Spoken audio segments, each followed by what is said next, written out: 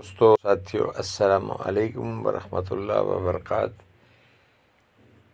Razia but کے معروف اور پہلے کے مارکات الآراء ناول انیلا کی باب ہفتم میں ہم ہیں، اور گزشتہ جو باب ششم تھا اس میں ریحان ساکت صاحب کی عدم دلچسپی تو نہیں کہنا چاہیے، لیکن ان کی مصروفیات کی وجہ سے ان کا کم وقت دینا یہ بہرکیف ہمارے لیے مسئلہ رہا، اور ہم نے پھر گزارا مزارہ کیا۔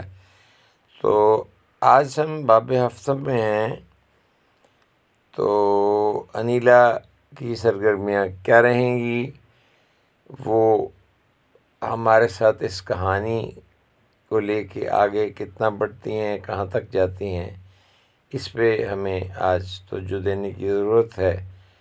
تو آپ کی اجازت سے میں بات سے شروع کرتا ہوں۔ تم نے کبھی غور کیا ہے کہ کچھ باتیں دروازہ کھول کر نہیں آتی، وہ بس آہستہ سے اندر سرک جاتی ہیں، جیسے انہیں معلوم ہو کہ اگر دستک دی تو شاید اجازت نہ ملے۔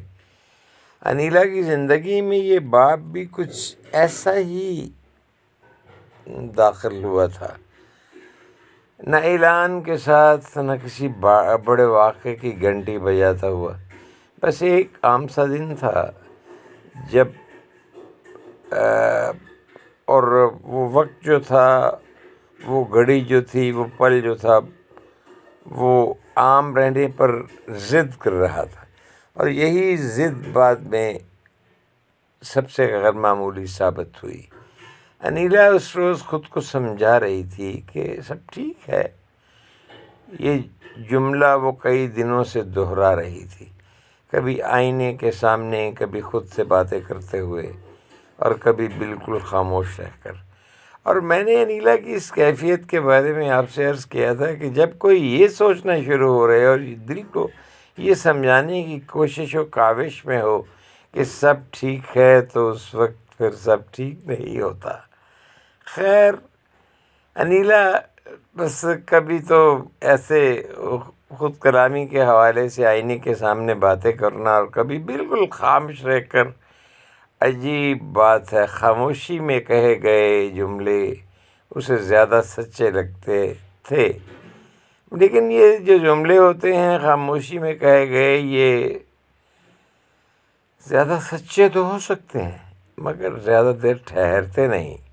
وہ جانتی تھی کہ مسئلہ کسی ایک بات کا نہیں ہے، مسئلہ اس ترتیب کا ہے جو آہستہ آہستہ بکھر کے رہ گئی ہے۔ دن اپنی جگہ موجود تھے، راتیں اپنی جگہ، لیکن لوگ بھی، ذمہ داریاں بھی، بس ان سب کے درمیان جو باہمی ربط تھا وہ کچھ کمزور سا پڑ گیا تھا، جیسے کسی نے زندگی کی عبارت سے غیر محسوس طریقے سے چند حروف نکال دیے ہوں، اور اب جملہ صرف سمجھ میں تو آتا ہے مگر دل تک پہنچتا نہیں ہے۔ اس کیفیت میں اسے وہ بات یاد آئی جو کسی نے بہت پہلے کہی تھی: ہم سب اپنی زندگی کے کسی نہ کسی موڑ پر خود کو قائل کرنے لگتے ہیں، اور یہیں سے اصل تھکن شروع ہوتی ہے۔ انیلا نے اس وقت اس جملے پر زیادہ دھیان نہیں دیا تھا، مگر اب وہ جملہ جیسے اس کی روزمرہ معمولات میں گل مل گیا ہے۔ اس دن اس نے غیر ارادی طور پر کچھ مختلف کیا، نہ یہ کوئی بغاوت تھی، نہ کوئی بڑا فیصلہ۔ اس نے بس وہ کام مؤخر کر دیا جو وہ روز کرتی تھی۔ وہ اسی مؤخر کیے گئے لمحے میں اسے پہلی بار احساس ہوا کہ وہ خود کو کتنا نظر انداز کر رہی ہے۔ یہ نظر انداز کرنا کسی ایک دن کی بات تو تھی نہیں، یہ ایک عادت بن چکی تھی۔ لوگوں کی باتیں سننا، ان کی ضرورتیں پوری کرنا، ان کے سوالوں کے جواب دینا، بدلے میں خود سے صرف اتنا کہنا کہ بعد میں دیکھ لیں گے، مگر بعد میں کبھی آتا تو نہ کبھی آتا نہیں تھا، بعد میں دیکھ لیں گے۔ انیلا نے خود سے سوال کیا، بالکل سادہ سا: کیا واقعہ میں وہی ہوں جو میں ہونے کا دعویٰ کرتی ہوں؟ یہ سوال چونکانے والا نہیں تھا مگر بے حد ضدی سوال تھا۔ وہ بار بار ذہن میں آتا رہا اور ہر بار انیلا کسی اور خیال میں پناہ لینے کی کوشش کرتی رہی۔ اسی دوران اسے احساس ہوا کہ کچھ لوگ زندگی میں اس لیے نہیں آتے کہ رہ جائیں، بلکہ اس لیے آتے ہیں کہ ہمیں آئینہ دکھا جائیں، اور کچھ آئینے بہت دیر تک آنکھوں کے سامنے رہیں تو آدمی خود سے نظریں چرانے لگتا ہے۔ انیلا نے ماضی کے کچھ لمحے یاد کیے، مگر اس بار فرق یہ تھا کہ وہ انہیں قصوروار ٹھہرانے نہیں آئی تھی۔ وہ بس دیکھنا چاہتی تھی کہ وہ کہاں کہاں خود سے سمجھوتے کرتی رہی ہے۔ یہ دیکھنا بھی آسان نہ تھا۔ خود کو بے قصور ثابت کرنا آسان ہوتا ہے، خود کو ایمانداری سے دیکھنا یہ ایک مشکل عمل ہوتا ہے۔ اس باب میں کوئی بڑا موڑ نہیں آیا، مگر ایک اندرونی حرکت ضرور ہوئی، جیسے کسی بند کمرے میں کھڑکی ذرا سی کھل جائے۔ ہوا تیز نہیں تھی مگر تازہ تھی۔ خیر، ہوا تازہ ہو یہ بھی غنیمت ہوتی ہے، اور کبھی اتنا ہی کافی ہوتا ہے، بس اتنا کہ بندے کو معلوم ہو جائے کہ باہر کی دنیا میں وہ بندہ اب بھی کہیں نہ کہیں کسی نہ کسی تناسب میں موجود ہے۔ انیلا نے یہ بھی محسوس کیا کہ ہر سوال کا جواب فوراً مل جانا ضروری نہیں۔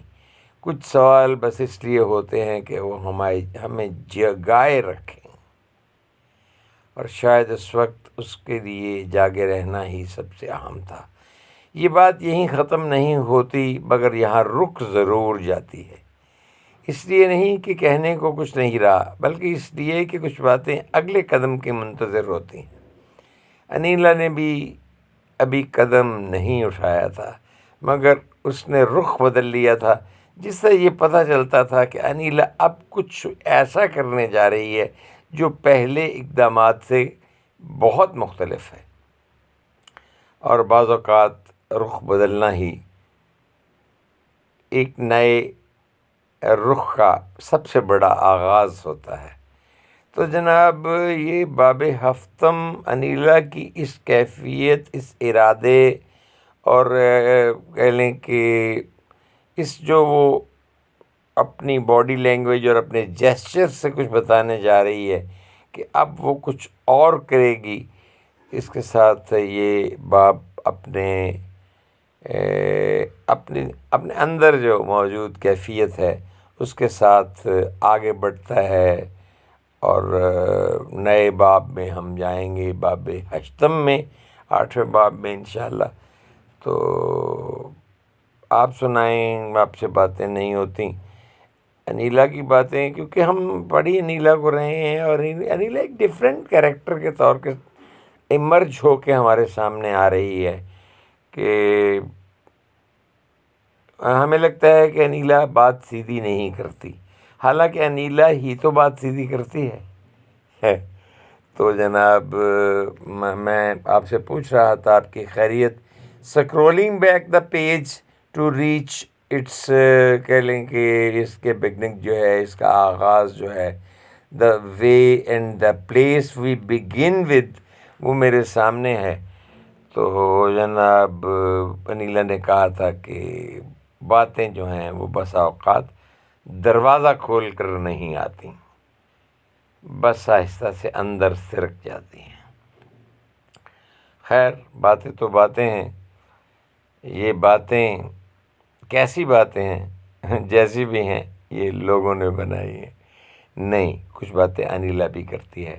ہم وہ باتیں سننے کے لیے باب ہشتم میں آپ کے ساتھ، انیلا کے ساتھ باہم ملیں گے۔ اجازت دیجیے، اللہ حافظ و ناصر۔ اللہ تعالیٰ آپ کو خوش رکھے، آباد رکھے، راضی رکھے، اور بہت راضی رکھے۔ اجازت دیجیے، السلام علیکم ورحمۃ اللہ وبرکاتہ۔